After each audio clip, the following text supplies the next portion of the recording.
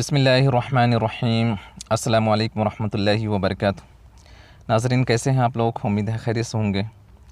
تو ناظرین آج ہم ایسی عظیم شخصیت کی سیرت آپ لوگوں کے سامنے پیش کرنے جا رہا ہوں جو ہر نوجوان کے لیے ایک آئیڈیل اور نمونہ ہے۔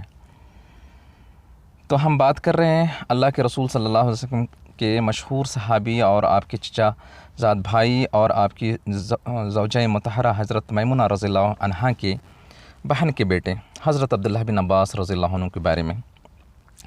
تو ناظرین اس سے پہلے کہ میں اس تاریخی مسجد کی وزٹ کرواؤں جو کہ تقریباً 1300 سال پہلے بنائی گئی تھی، تو اس سے پہلے میں آپ لوگوں کے سامنے حضرت عبداللہ بن عباس رضی اللہ عنہ کی کچھ سیرتوں کو بیان کروں اور شیئر کروں۔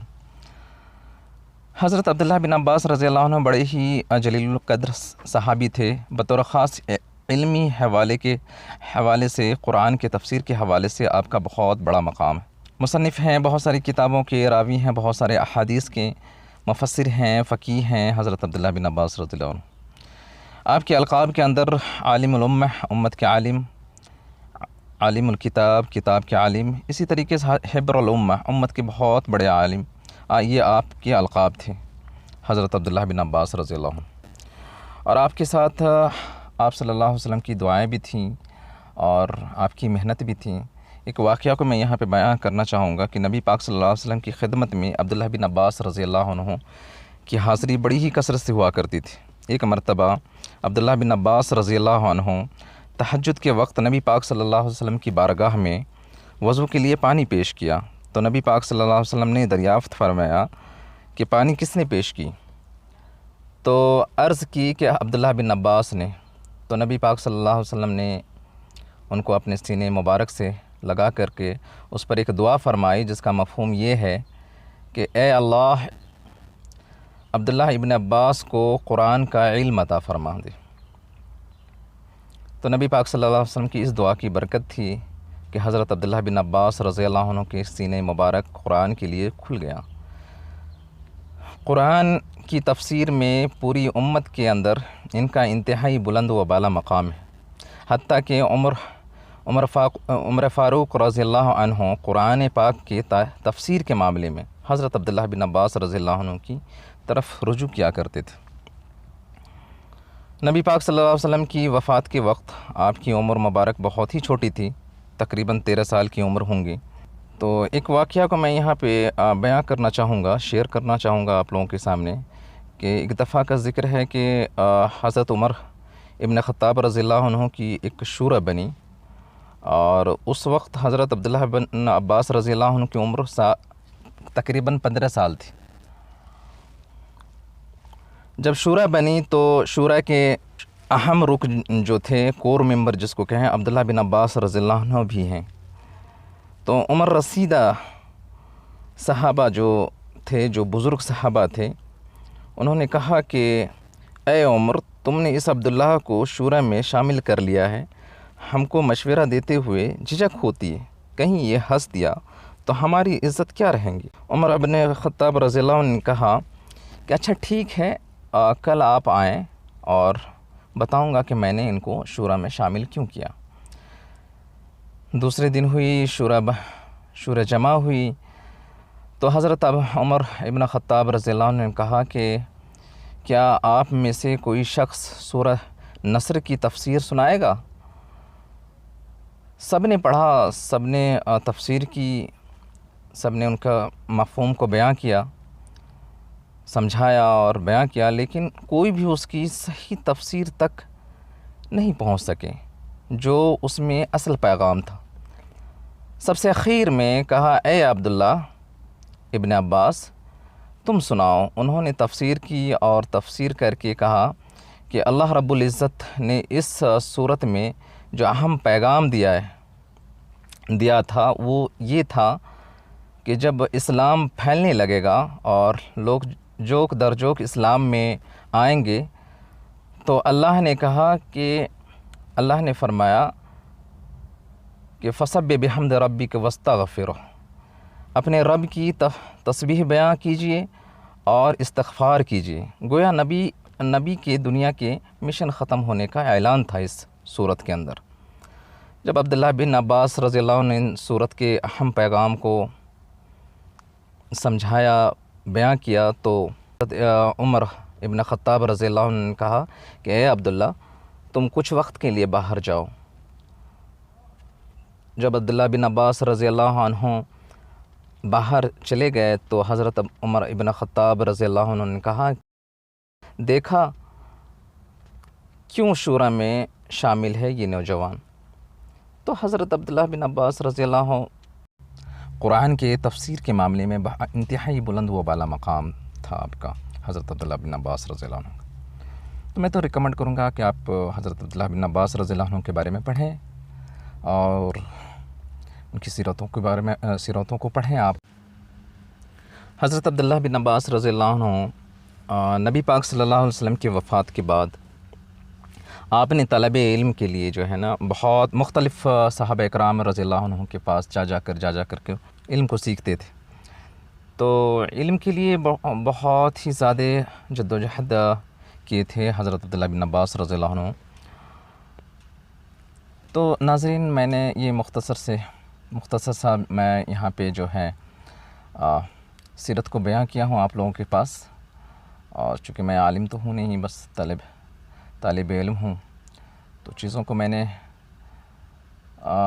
سیکھ کر کے، اس سے ریسرچ کر کے، پڑھ کر کے میں نے چیزوں کو آپ لوگوں کے پاس بیان کیا ہوں۔ تو زیادہ ڈیپ میں اگر آپ کو علم لینا ہے یا سیرتوں کے بارے میں جانکاری لینی ہے تو آپ علماء دین سے کنسلٹ کریں اور خود بھی پڑھیں اور کنسلٹ بھی کریں۔ تو ناظرین اس کے بعد میں آپ کو لے کر کے چل رہا ہوں، وہ جگہ کو بھی دکھلاتا ہوں جہاں پہ حضرت عبداللہ بن عباس رضی اللہ عنہ بیٹھا کرتے تھے اور قرآن کی تفسیر پہ کام کیا کرتے تھے، کتابوں پہ کام کیا کرتے تھے وہاں پہ بیٹھ کر کے۔ تو میں وہ جگہ کی میں آپ کو وزٹ کرواتا ہوں، آپ ویڈیو پہ بنے رہیں، چلیں میں آپ کو ساتھ میں لے کر کے۔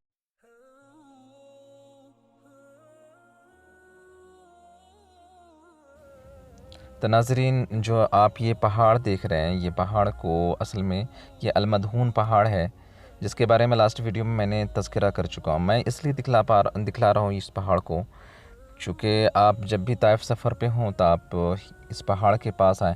یہ پہاڑ کے پیچھے والے حصے کی طرف جو ہے وہ مسجد عبداللہ بن عباس رضی اللہ عنہ، جو بہت ہی پرانی مسجد ہے، تقریباً 1300 سال سے بھی زیادہ پرانی مسجد ہے یہ مسجد عبداللہ بن عباس رضی اللہ، جو آپ کو میں ابھی ویڈیو میں دکھلا پا رہا ہوں۔ تو آپ ویڈیو پہ بنے رہیں، میں اب اندر کی حصے میں لے کر کے چل رہا ہوں، آپ کو ان کے انٹیریئر لکس کو دکھلاتا ہوں اور آپ ویڈیو پہ بنے رہیں۔ یہ محراب کی طرف کا حصہ ہے آپ جو دیکھ پا رہے ہیں ویڈیو میں، تو میں آپ کو لے کر کے چل رہا ہوں۔ مسجد کے باہر کے حصے میں جو زینہ پہ میں چڑھ رہا ہوں، اور چونکہ پہاڑوں پہ ہے تو نمبر آف سٹیپس جو ہے نا اس میں زیادہ ہیں زینہ کے اندر، تو میں زینہ پہ چڑھ کر کے میں آپ کو اندر داخل کراتا ہوں۔ میں آ گیا ہوں گیٹ کے پاس، ویڈیو پہ بنے رہیں، میں آپ کو دکھلاتا ہوں۔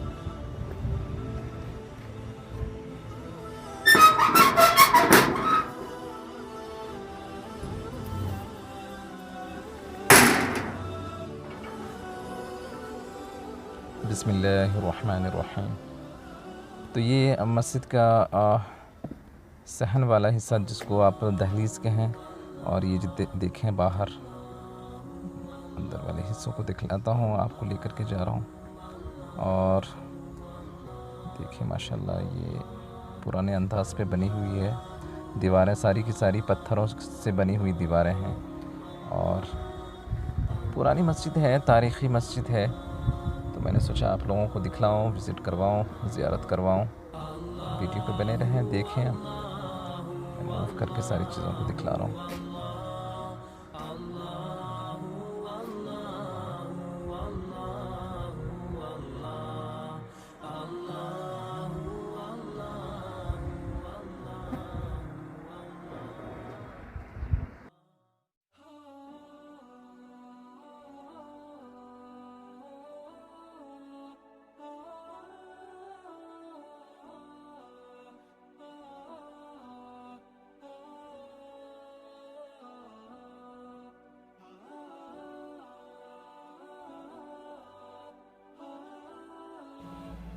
تو ناظرین میں اب آپ کو لے کر کے چل رہا ہوں مسجد کے اندر والے حصے کی طرف۔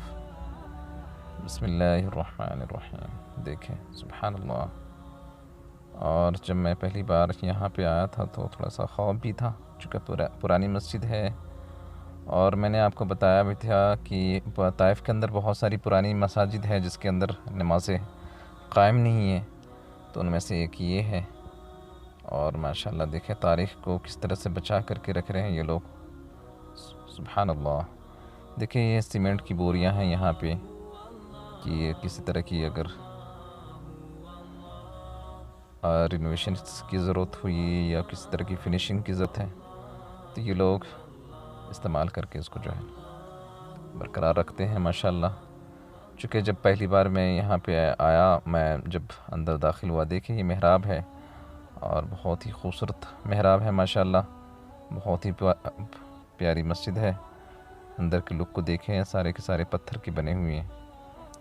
اور تو جب میں یہاں پہ آیا تو مجھے بہت خوف بھی ہو رہا تھا، اور جب میں داخل ہوا تو دیکھیں وہاں پہ آپ کو پیسے وغیرہ بکھرے ہوئے، کپڑے وغیرہ ادھر ادھر بکھرے ہوئے تھے۔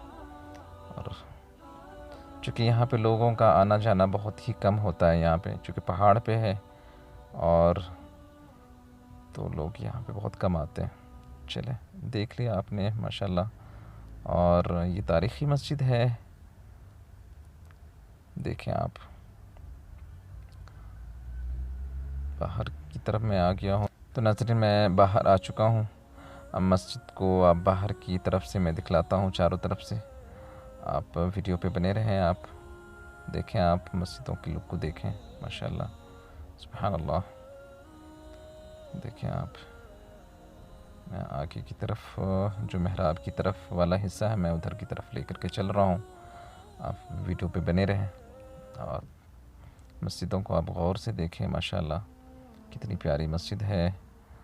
اور یہ بہت ہی پرانی ہے، تقریباً 1300 سال سے بھی زیادہ کہہ لیں فگر، اگر آپ یہاں پہ، چونکہ جب حضرت عبداللہ بن عباس رضی اللہ عنہ یہاں پہ طائف تشریف لائے تھے تو اس وقت کا جو وقت تھا وہ 60 ہجری کے آس پاس۔ تو ناظرین میں یہاں پہ آ گیا ہوں، دیکھیں محراب کی طرف والے حصے کو دیکھیں آپ۔ اور حضرت عبداللہ بن عباس رضی اللہ عنہ آپ کا جو آخری وقت ہے وہ طائف میں ہی گزارے تھے۔ اور یہ جو جگہ ہے، جو مسجد آپ کو دکھلایا میں نے، یہاں پہ آپ بیٹھا کرتے تھے اور کتابوں پہ کام کیا کرتے تھے، قرآن کی تفسیروں پہ کام کیا کرتے تھے یہاں پہ بیٹھ کر کے۔ تو ناظرین میں اب آپ کا زیادہ وقت لوں گا نہیں، اور چونکہ یہ جو میں نے آپ کو بتائی ہے یہ سب سے پرانی مسجد ہے، القدیم مسجد عبداللہ بن عباس رضی اللہ عنہ۔ تو یہاں پہ آپ بیٹھا کرتے تھے اور کتابوں پہ کام کیا کرتے تھے اور قرآن کی تفسیروں پہ کام کیا کرتے تھے۔ تو طائف کے سینٹر میں آپ کا زیادہ وقت لوں گا نہیں، میں بس کچھ باتوں کو شیئر کرتا چلوں۔